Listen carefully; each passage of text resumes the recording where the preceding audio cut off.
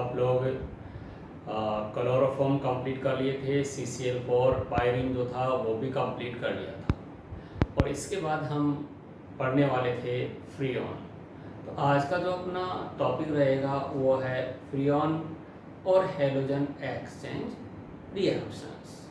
ठीक है, तो दोनों में स्टार्ट करते हैं। पहले फ्रीऑन।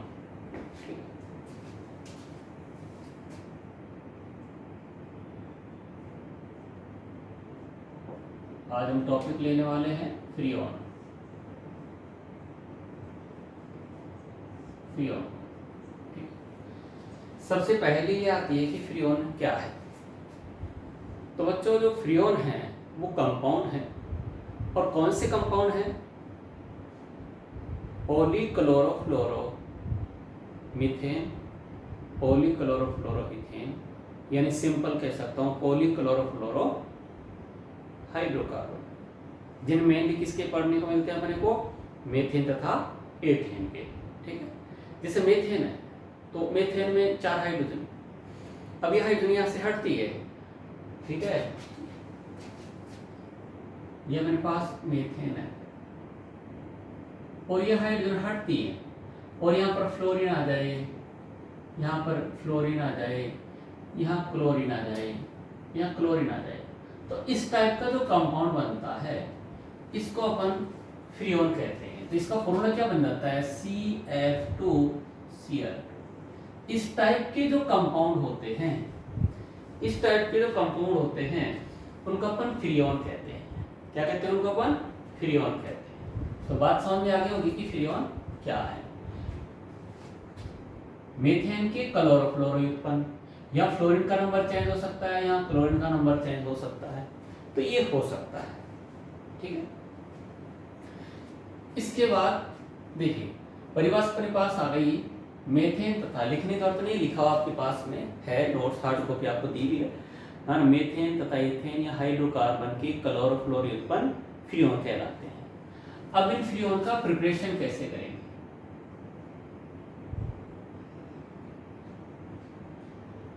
प्रिपरेशन ऑफ फ्रीऑन, यानी फ्रीऑन कैसे बनेंगे। ठीक है, तो बच्चों फ्रीऑन जब बनाना हो तो अपने पास जैसे CCl4 है, ठीक, इसकी आप HF के साथ रिएक्शन करवाइए SbCl5 की प्रेजेंस में। तो यहां होगा क्या? क्लोरीन हटेगी, फ्लोरीन आ जाएगी, क्या बन गया? CFCl3 प्लस यहां से क्या निकल गया?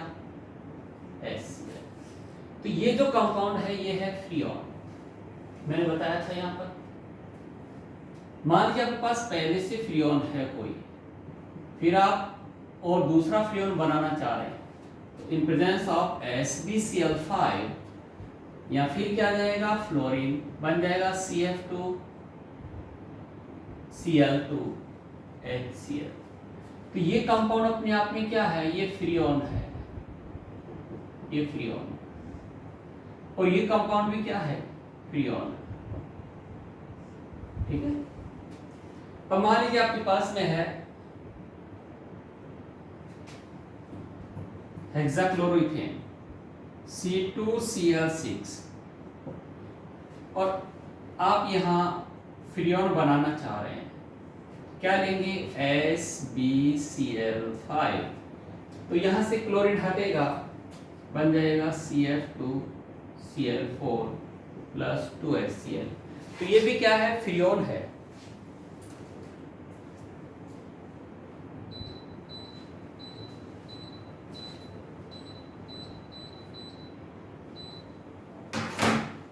क्या है ये?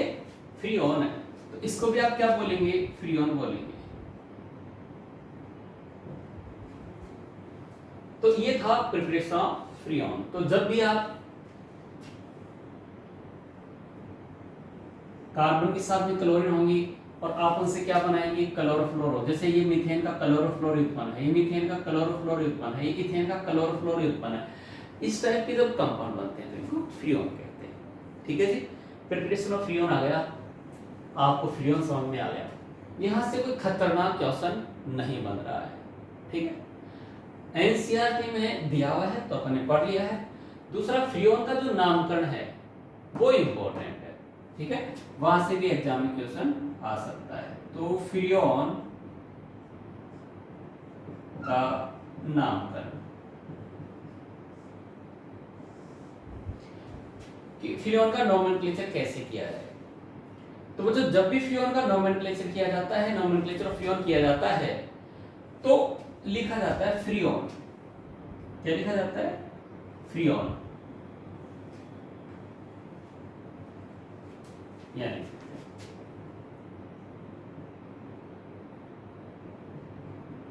फ्रीऑन आपको लिखना पड़ेगा, ठीक, और फ्रीऑन के आगे लिखना पड़ेगा C dash H dash F dash. अब ये क्या है?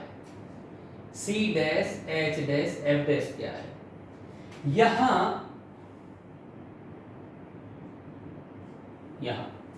C डैश फ्रीऑन अणु में, फ्रीऑन में कार्बन परमाणु की संख्या, फ्रीऑन में कार्बन परमाणु की संख्या जितनी है उतनी लिखिए, उसमें से -1 करना पड़ेगा। यस, -1 ये लिखना है C डैश की जगह। H डैश क्या होगा? H डैश फ्रीऑन अणु में, फ्रीऑन में हाइड्रोजन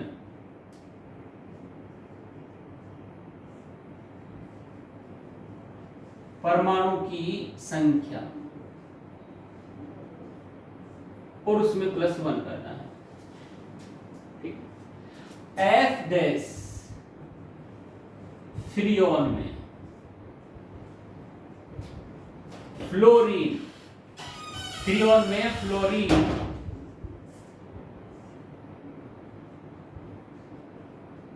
परमाणु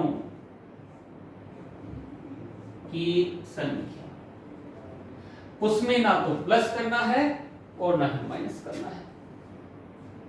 बात सुनने आ गई? फिर सुन लीजिए, जब भी आप फ्रीऑन का नामकरण करेंगे तो आप लिखेंगे freon dash C dash hyphen C dash H dash F dash. C dash क्या है, H डैश क्या है, F डैश क्या है? तो C डैश की जगह लिखना है फ्रीऑन अणु में कार्बन परमाणु की संख्या, उसमें से 1 कम, ठीक है। H डैश लिखना है फ्रीऑन में हाइड्रोजन परमाणु की संख्या जितनी है उसमें +1 करके, और F डैश है फ्रीऑन में फ्लोरीन परमाणु की संख्या जितनी है उतनी की उतनी, ठीक है। अब देखो आप, ये फ्रीऑन है, इसका आपको नामकरण करना है। नामकरण करना है तो फ्रीऑन और इसके आगे डैश हाइफन। अब देखो C डैश मतलब फ्रीऑन में कार्बन परमाणु की संख्या -1, फ्रीऑन में कार्बन परमाणु की संख्या कितनी है? 1, और 1 में से 1 गया तो 0, मतलब कुछ नहीं लिखना है, ठीक है। H डैश फ्रीऑन में हाइड्रोजन परमाणु की संख्या +1, फ्रीऑन में हाइड्रोजन परमाणु की संख्या कितनी है? 0 है। 0 में +1 करेंगे कितना हो जाएगा? 1। F डैश फ्रीऑन में फ्लोरीन परमाणु की संख्या, फ्रीऑन में फ्लोरीन परमाणु कितना है? 1, तो लिखेंगे 1। इस फ्रीऑन का नाम हुआ फ्रीऑन 1,1। क्या हो गया? फ्रीऑन 1,1। इसको देखो आप, इसका नामकरण करना है, फ्रीऑन आपने लिख दिया। C डैश मतलब कार्बन परमाणु की संख्या जितनी है उसमें से 1 कम, कार्बन परमाणु की संख्या जितनी है उसमें से 1 कम। फ्रीऑन में कार्बन परमाणु की संख्या 1 है, 1 में से 1 कम मतलब कुछ नहीं लिखना है। इसके बाद में लिखना है हाइड्रोजन परमाणु की संख्या जितनी है उसमें +1 करके, हाइड्रोजन परमाणु एक भी नहीं है उसमें एक प्लस करेंगे तो एक हो जाएगा। यस, और फिर क्या लिखना है, फ्रीऑन 2, मतलब फ्रीऑन में फ्लोरीन परमाणु की संख्या 2 है तो 2 लिख दिया। बात समझ में आ गई होगी। तो इस फ्रीऑन का नाम क्या हुआ, फ्रीऑन 1 2। ठीक है, अब देखिए इसका नाम देखो, सॉरी ये थोड़ा इसमें कार्बन 2 था, मैंने 2 लिखना है। ठीक है, ये होगा इसका, है ना।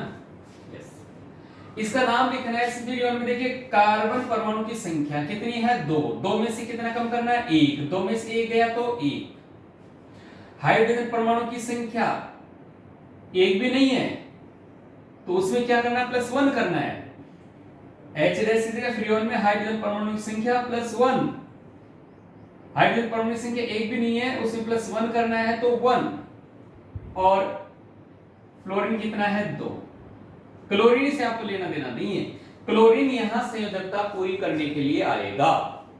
बात समझ में आ गई, यहां क्लोरीन जो है वो संयोजकता पूरी करने के लिए आएगा।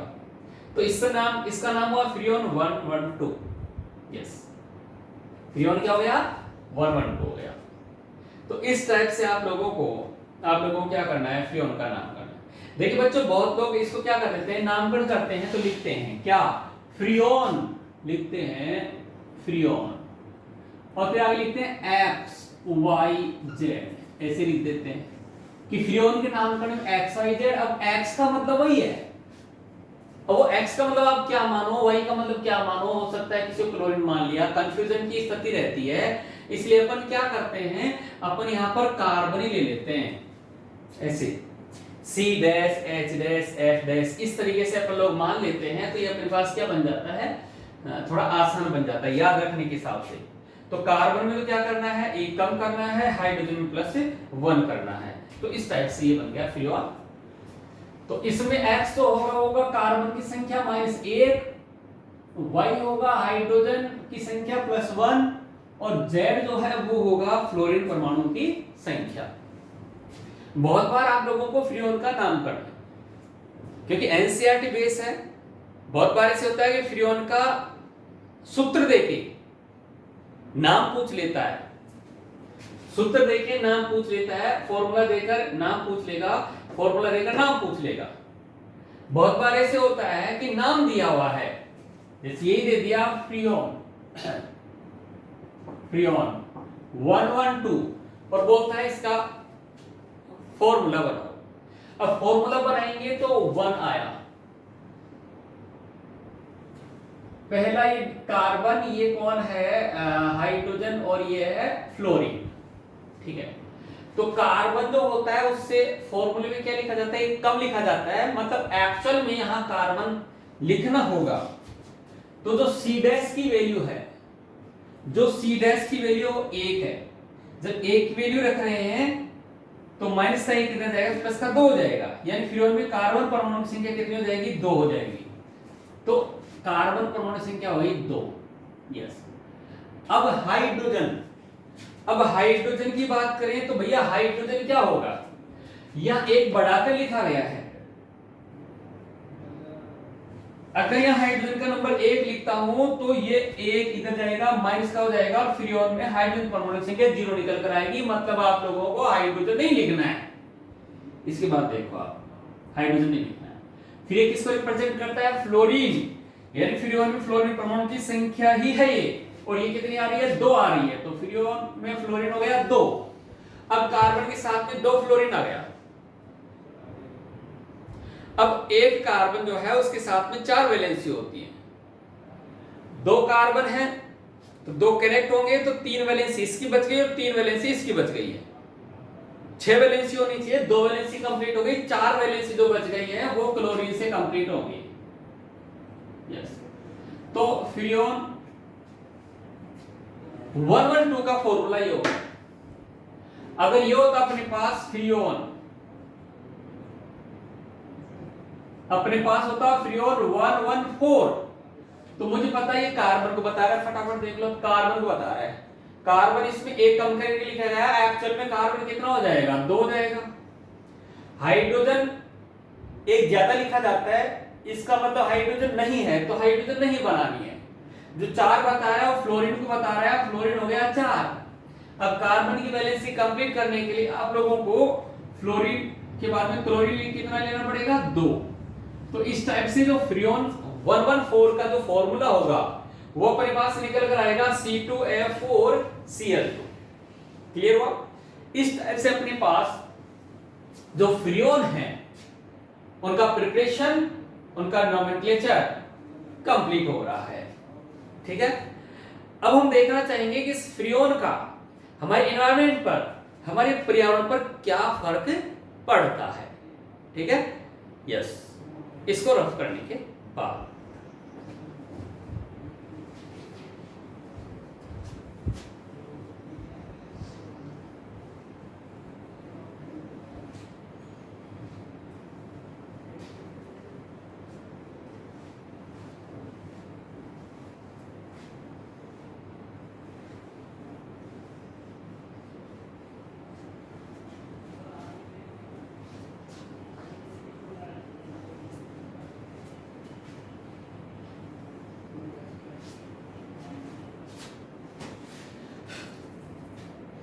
देखिए फ्रियोन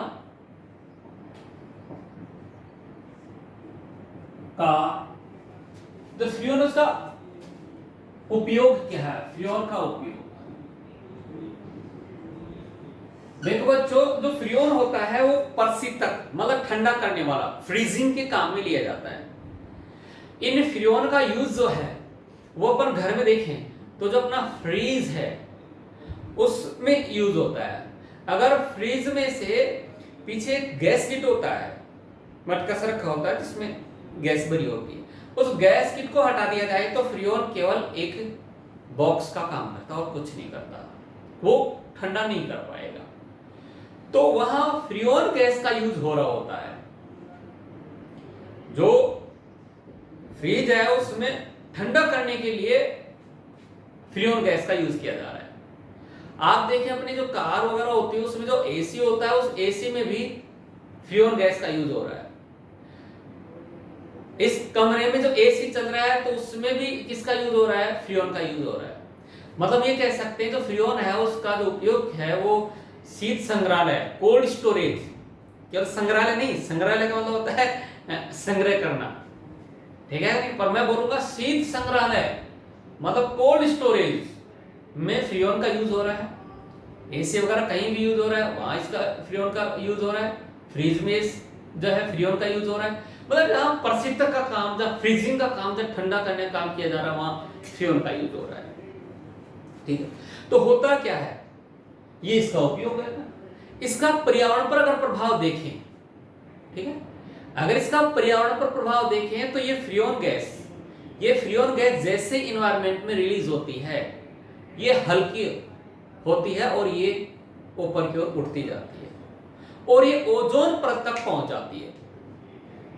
किस तक पहुंच जाती है, ओजोन परत तक। और ओजोन परत तक जाकर वहां ओजोन का डिप्लेशन करती है, ओजोन का क्षरण करती है, ओजोन परत को नष्ट करना शुरू कर देती है, उसको पतला कर देती है साहब, जिसको आप ओजोन होल के नाम से जानते हैं। तो ओजोन होल बनने में फ्रियोन भी अपना महत्वपूर्ण योगदान देती है। ठीक है नहीं, जैसे दो लोगों में लड़ाई झगड़ा हो रहा है, तीसरा के तो नहीं ये कर लिया तो नहीं हो रहा है तो सुन लिया इससे, तो ये मान के चलो कि वैसा ही काम। ठीक है, तो हम ये देखना चाहते हैं वो कैसे काम कर रही होती है। तो उपयोग कंप्लीट हुआ। अब देखते हैं फ्रियोन, जो फ्रियोन है, फ्रियोन द्वारा ओजोन परत का क्षरण मतलब होता है डिप्लेशन, यानी पतला करना, डिप्लेशन नहीं, डिप्लेशन होता है। और वो कैसे होता है, वो कैसे होता है, होता क्या है, वहां पहुंच गया साहब, जैसे CFCl, ये फ्रियोन है और इस फ्रियोन का नाम मान लो आप, मान लो क्या होता क्या है, 1,1। कैसे हुआ वो समझा दिया मैंने। अब ये चला गया साहब ओजोन परत तक, और ओजोन परत तक पराबैंगनी किरणें आती है, यूवी आती है। वो यूवी क्या करती है, फ्रियोन में समान से विखंडन करवा देती है, और समान से विखंडन करवाने से जो कार्बन क्लोरीन का बंध है वो समान से विखंडित होके और मुक्त मूलक बन जाते हैं। ये आप अच्छे से जानते हो कि भाई समान से विखंडन से मुक्त मूलक बनते हैं। यह क्लोरीन मुक्त मूलक बन गया। यह मुक्त मूलक जैसे बनता है, यह मुक्त मूलक जैसे बनता है, समझो कि ओजोन परत का तो मामला।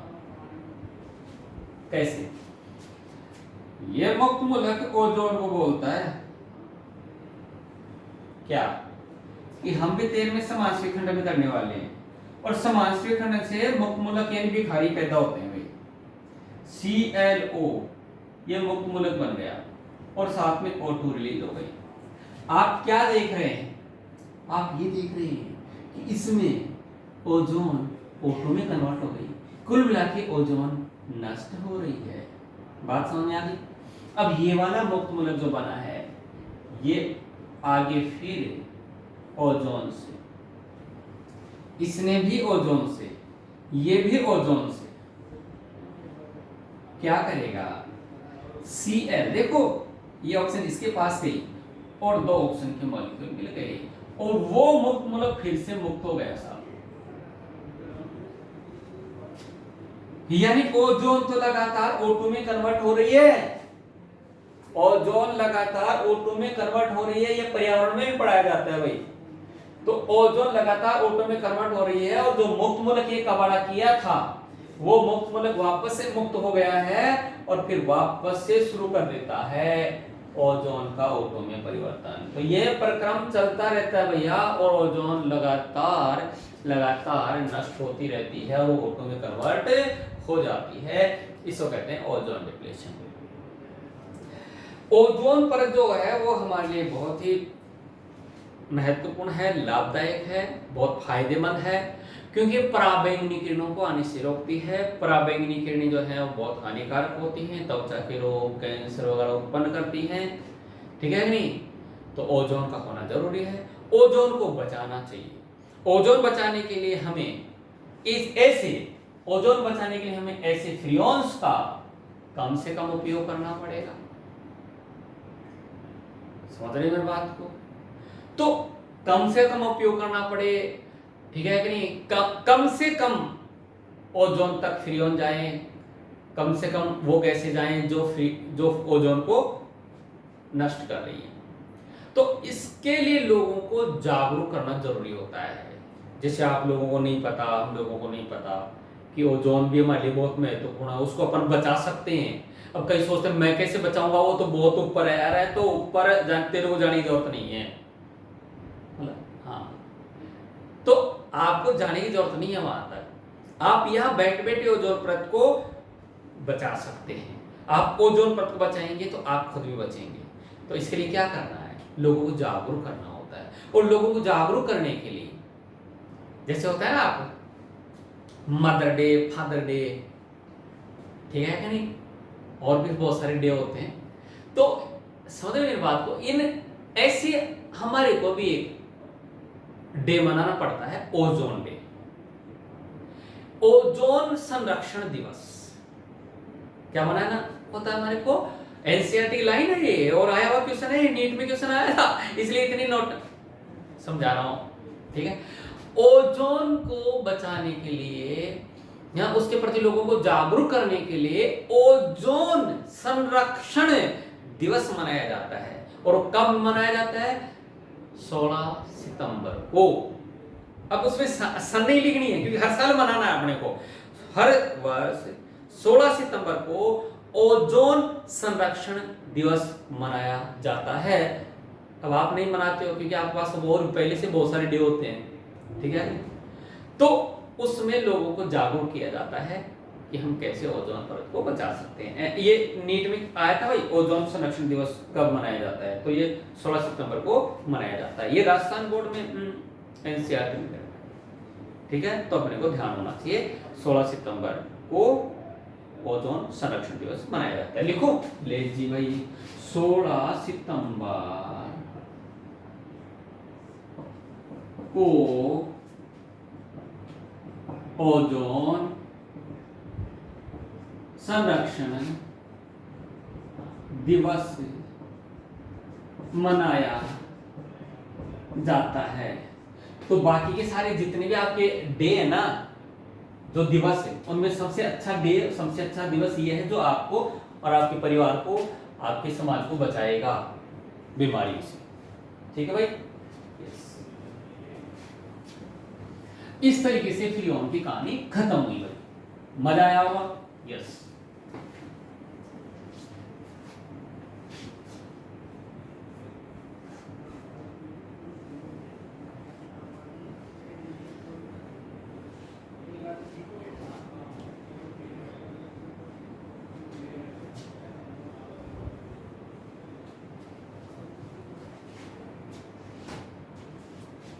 इसके बाद में हम लेंगे हैलोजन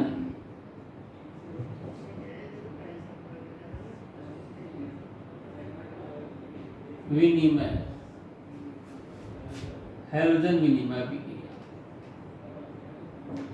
ये एनसीईआरटी की रिएक्शन है और इंपॉर्टेंट रिएक्शन है। ठीक है, इंग्लिश में कहेंगे हैलोजन एक्सचेंज रिएक्शन।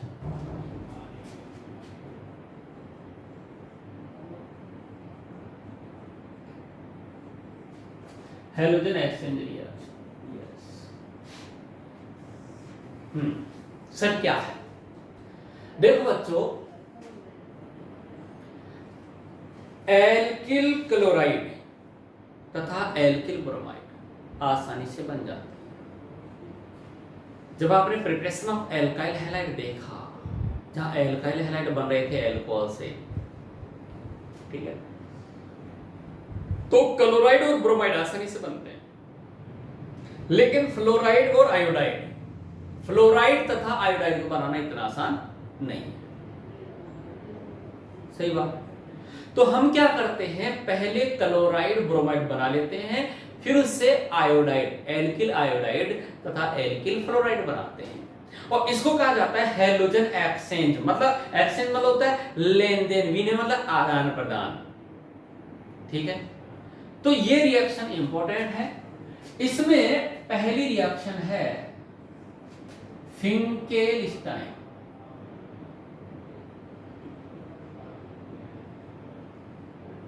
इसको फिंकेलस्टीन भी कहते हैं, फिंकेलस्टाइन भी कहते हैं, इंग्लिश में होता है। ये साइंटिस्ट है,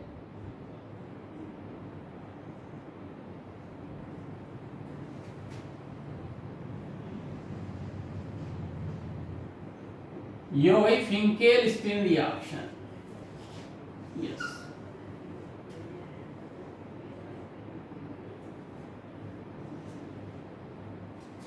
फिंकेलस्टीन बच्चे साइंटिस्ट था। इसने क्या बोला? इसने बोला कि यदि आप एल्किल क्लोराइड या एल्किल ब्रोमाइड के विक्रिया सोडियम आयोडाइड के साथ करवाते हैं, सोडियम NaI के साथ करवाते हैं एसीटोन की उपस्थिति में, शुष्क एसीटोन, शुष्क मतलब बिना जल वाला एसीटोन, या एसीटोन लेना पड़ता है। एसीटोन होता है CH3COCH3, ड्राई एसीटोन, ड्राई मतलब होता है शुष्क एसीटोन, ये विलायक का काम करता है। तो बोला कि जब एल्किल क्लोराइड या एल्किल ब्रोमाइड की विक्रिया शुष्क एसीटोन की उपस्थिति में NaI के साथ होती है, तो यहां से देखो NaCl चला जाता है और प्रोडक्ट क्या बनता है, Ri प्लस कौन चला गया, NaCl। इन दोनों की रिएक्शन हुई, कौन चला गया, NaBr, क्या बन गया, Ri चला गया, NaBr क्या बन गया, एल्किल आयोडाइड। क्या बन गया बच्चों, एल्किल आयोडाइड। ठीक है, अब आपके मन में रह रही, अरे सर एक बात तो ये दोनों नहीं जा सकते क्या, ए वापस चला जाए वापस सी चला जाए तो रिएक्शन वापस इधर आ जाएगी। घर की खेती नहीं है, ठीक है। क्यों नहीं है? क्योंकि ये अवक्षेपित हो जाता है, अवक्षेपित, ये अवक्षेपित हो जाता है, पीपीटी प्रेसिपिटेट की फॉर्म में मिलता है ये। और जब कौन से वाला, ये वाला, और प्रेसिपिटेट अवक्षेप क्या होता है, अगुलित भाग। जब वो गुलेगा ही नहीं तो वापस इससे रिएक्शन करेगा नहीं, और ये रिएक्शन इधर आएगी नहीं। इसलिए ये तो दिमाग से निकाल देना कि ये दोनों रिएक्शन करेंगे और वापस ये बनाएंगे, नहीं इधर नहीं आएगा, ये रिएक्शन उधर ही जाएगी। बात समझ आई? तो जब एल्किल क्लोराइड या एल्किल ब्रोमाइड की अभिक्रिया शुष्क एसीटोन की उपस्थिति में सोडियम आयोडाइड के साथ होती है तो एल्किल आयोडाइड प्राप्त होते हैं। इसे फिंकेल स्टीन रिएक्शन कहते हैं और ये इंपॉर्टेंट रिएक्शन है, एनसीआरटी की रिएक्शन है, ठीक है। यस, दूसरी रिएक्शन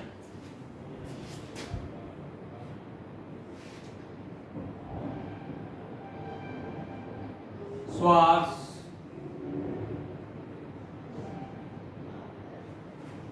या केवल स्वार्ट रिएक्शन बोलते हैं।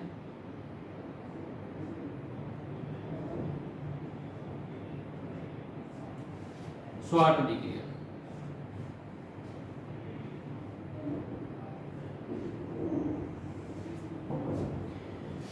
स्वार्ट यहां वैज्ञानिक का नाम है। उसने भी ये कहा कि जब एल्किल क्लोराइड या एल्किल ब्रोमाइड की अभिक्रिया करवाएंगे, अब किससे करवाए गए, धात्विक फ्लोराइड जैसे AgF के साथ करवाई जाए तो यहां से चला जाएगा AgCl, बन जाएगा RF, चला गया AgCl, यहां से चला गया AgBr, ये बन गया RL प्लस AgBr, क्या बन गए, एल्किल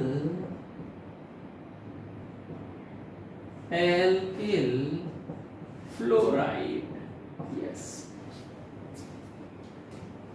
यहां धात्विक फ्लोराइड जो है, या धात्विक फ्लोराइड लेना पड़ता है भैया, लेना पड़ता है धात्विक फ्लोराइड। अब आप जरूरी नहीं कि धात्विक फ्लोराइड आप AgF ही लें, AgF थोड़ा सा ज्यादा लिया जाता है इसलिए AgF लिख लिया।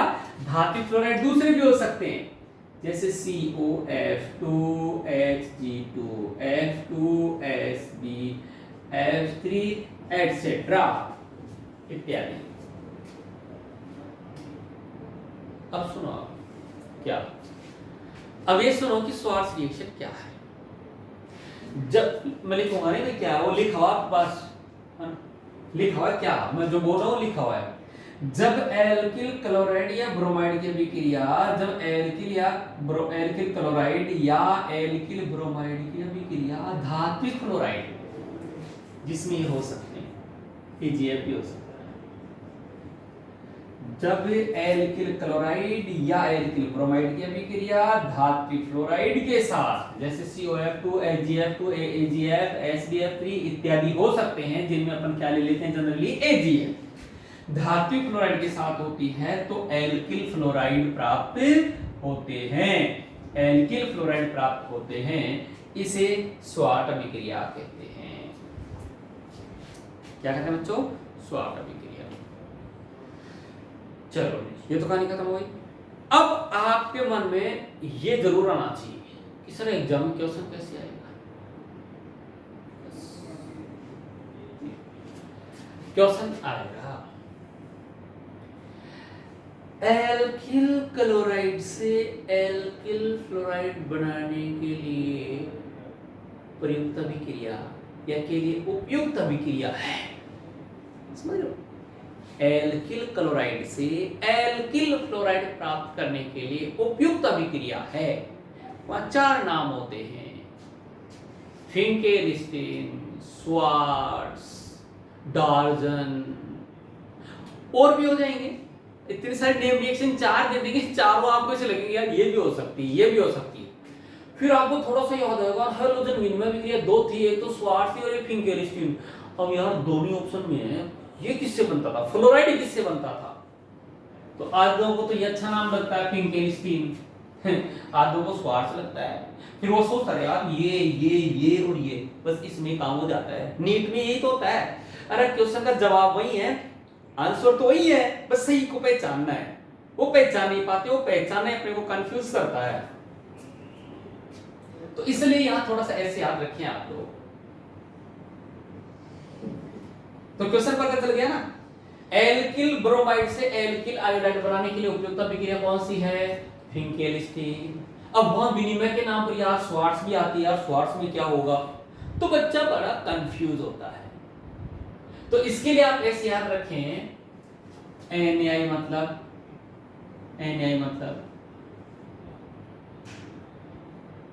नाई, NaI नाई, यस। और नाई का काम है फेंकने का। वहां आपकी कटिंग बना रहा है, वो फेंकेगा और वो ऐसे हो गया और वो ऐसे हो गया, और आपको आपने भी सुना क्या, तो कई बार नहीं सुने भी, हाँ सुना, नहीं तो लेते भी तो उड़ा देगा। फिर कहेंगे यार ये क्या हो गया, ये कटप्पा कैसे बन गया, समझे? वो क्या करेंगे, नहीं तो आपको कटप्पा बना देंगे भाई। इसलिए नाई की तो सुननी पड़ती है, और वो लंबी लंबी फेंकता है, लंबी लंबी आपको सुननी भी पड़ेगी। तो ये जो नाई है ना, नाई का काम क्या है? फेंकने का। नाई का काम है फेंकने का। और ये है स्वा। स्वा मतलब जब अच्छे प्रोग्राम होते हैं तो फूल बरसाए जाते हैं, स्वाहा स्वाहा, ठीक है नहीं? तो जब भी स्वा है, स्वा फूल मतलब फ्लोराइड, धातु फ्लोराइड लेके फ्लोराइड बनेंगे, ठीक है? तो जब भी फेंके मतलब फेंकने का काम, और फेंकने का काम किसका है? नाई का है। नाई का काम आएगा तो आयोडाइड बनेगा। भाई देखो इसमें कोई नाई तो बुरा मत माना, देखो हम तो सब बच्चों को ट्रिक बता रहे हैं, हम उन सब लोगों से माफी चाहते हैं, ठीक है? बच्चों को याद नहीं होंगे 4 नंबर आए, 5 नहीं आए, क्योंकि गलत होती है तो 5 मिलते हैं, 4 तो गए, एक सही में से ले गया, तो 5 गए और सही होती 4 आ जाते हैं साथ, तो पड़ जाते 4 है। वो गलती नहीं करी, कंफ्यूजन नहीं हो, देखते ही क्या फेंके मतलब फेंकने वाला, फेंकने वाला नाई, नाई मतलब आयोडाइड बनेंगे। स्वा मतलब फूल बरसाए जाएंगे, फूल बरसाएंगे मतलब फ्लोराइड बनेगा, ठीक है? तो आयोडाइड और फ्लोराइड, आयोडाइड बनाने के लिए एग्जाम क्वेश्चन आ जाता है, एल्किल आयोडाइड बनाने के लिए उपयुक्त अभिक्रिया है फिंकेलस्टीन। समझ रहे हैं बात को? तो इस टाइप से आप लोगों को ये हैलोजन विनिमय अभिक्रिया पता होनी चाहिए। इसका मैंने सारा कंफ्यूजन खत्म कर दिया है। ये एनसीईआरटी रिएक्शन है, बहुत मस्त रिएक्शन है और फ्रीक्वेंटली आती रहती है, इसलिए आपको ध्यान रखना है। तो आज जो टॉपिक पढ़ने वो एनसीईआरटी बेस्ड चल रहा है, कंप्लीटली एनसीईआरटी बेस्ड, जिसको बहुत अच्छे से लेना है, ठीक है भाई? आगे चलते हैं हम लोग।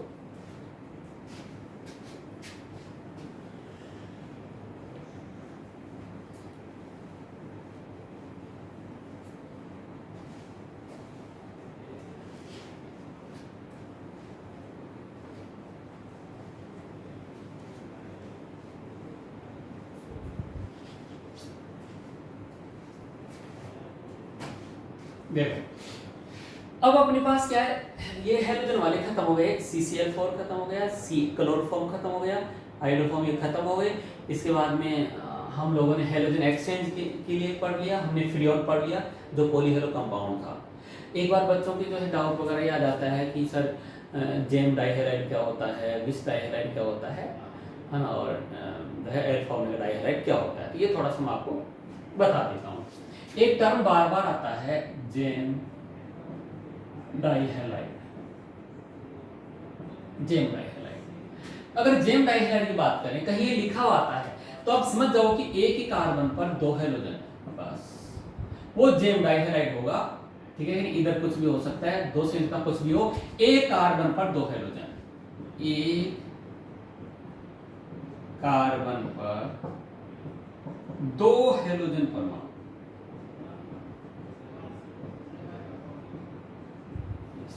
वो क्या रहेगा? Gem dihalide. एक होता है निकटवर्ती, कहेंगे विसिनल डाइहेलाइड।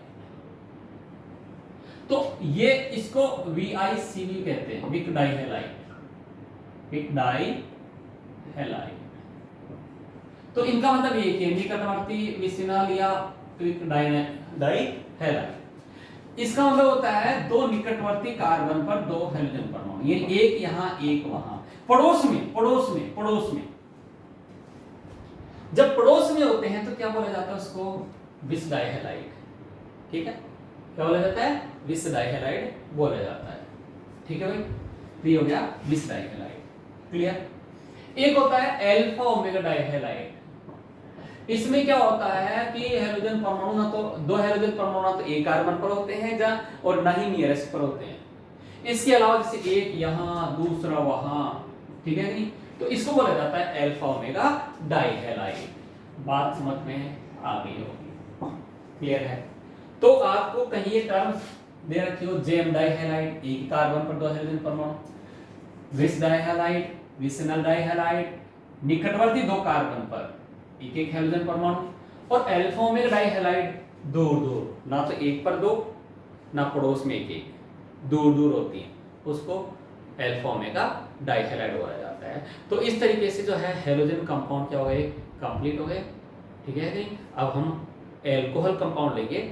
एल्कोहल में अगर एक OH है तो ये हमने पढ़ लिया था, इसकी रिएक्शन देख ली है, SN1 SN2 E1 E2 देख ली है। इसके बाद में डाइऑल और ट्राइऑल आते हैं, वो अपन नेक्स्ट लेक्चर में पढ़ेंगे। तो इस लेक्चर को अपन यहीं फिनिश करते हैं, समाप्त करते हैं। उम्मीद करता हूँ आपकी समझ में आया होगा। Thank you.